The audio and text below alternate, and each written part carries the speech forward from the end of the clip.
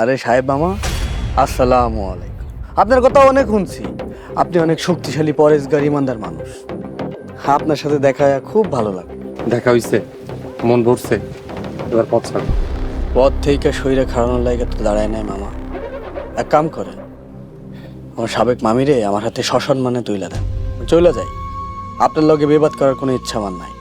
আমি নামাজ না পড়তে পারি, কিন্তু অনেক ধর্মভীরু মানুষ। সাদি আমার স্ত্রী, আমার ইজ্জত, আমার সম্মান।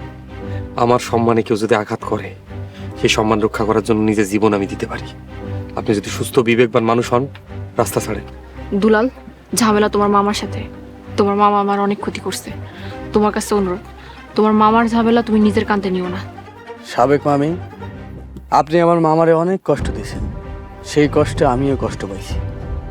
মামারে আমি কথা দিয়েছি, মামার কষ্টের বদলা নিব। কোনো আকুতি মিয়ন্তি আমরা ঢাকায় রাখতে পারবো না। দুলাল, আপনি ভুল করতেছেন। সময় থাকতে সাবধান হয়ে যান, বাড়ি ফিরে যান।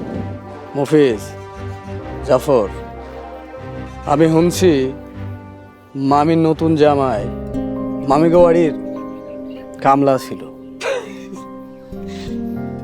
এই কামলার প্রতি মামির ভালোবাসা দেখা মামার প্রতি আমার অনেক কষ্ট লাগতেছে। এখন তাহলে কি করতে হইব? ভাই, আমার আসল দুশ্মন তো ওই গোলাম। গোলাম নাকি সাইজ করে দেয়।